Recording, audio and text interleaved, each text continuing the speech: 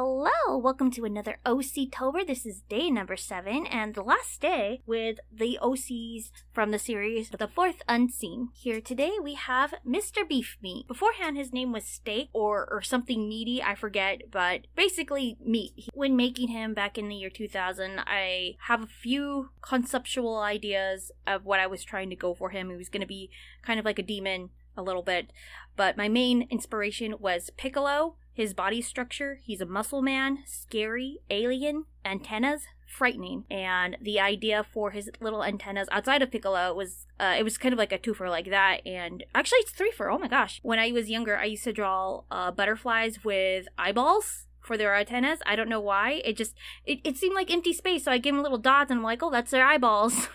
So they could see the butterfly. So that's where that came from for him.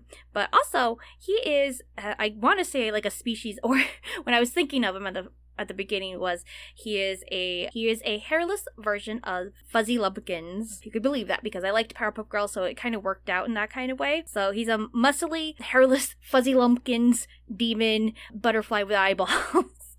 He's a lot different right now, for sure, but we'll get to that. But that's basically what he was, and he was evil, and he loves blood. And I didn't draw him with a lot of blood, but he loves to do, like, blood experiments. I mean, he's not a messy guy, you know, he has muscles. He's very poised. He has balance, okay? Those muscles make him balanced. I obviously didn't know how to draw muscles too much when I was younger, but I drew it anyways because he was part of the story. This is him. Ooh la la. What I love about this character, nowadays he's a lot more goofier and his demeanor is a lot scarier, as like it's off-putting, like you never know what he's going to do. He's a lot OP. He's very scary, not knowing what something so powerful can do, and he's very off-putting. It's scary. It's scary. And I like, in this version, the Third Unseen, or the It Shall Not Be Named title, I didn't know quite if I wanted to bring him in, but he was the bad guy, so I did bring him in. But I dressed him very weirdly,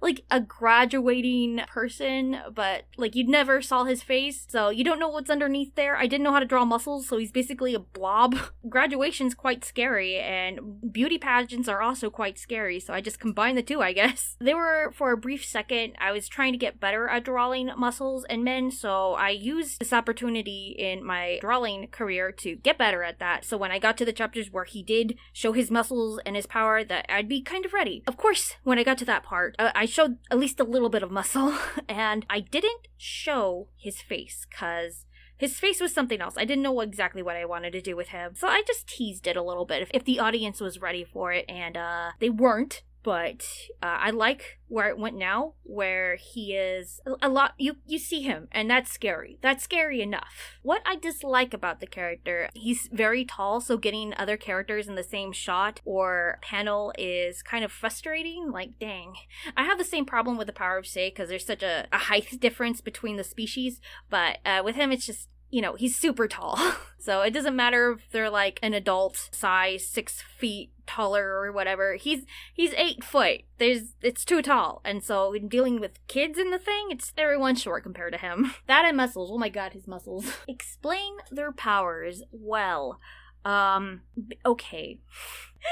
I never really had a chance to explain his powers, so I guess this would be the time to do it. His powers are kind of like 80s or 90s TV. Whatever's in the TV commercials or whatever, he can make that real, and he melts, of course. So he's basically a live TV static that's physical. It's hard to explain. He's really OP. He can, since he has that power, he does suck in other people's powers if he wants to. He's kind of like Mr. Krabs in that sense, though, because he likes money, and he won't do it because there's only so much time and power that he has. So he only takes in powers that he gets paid to suck in. If he sucks in too much, and he knows this, he won't be able to do like what he wants and everything. It's kind of like if your computer gets overloaded with too much stuff, you know, you have to move hard drives. It's like that, and he knows he's like that. Where am I at with this OC? That's a great question. He's perfect. He's beyond perfect.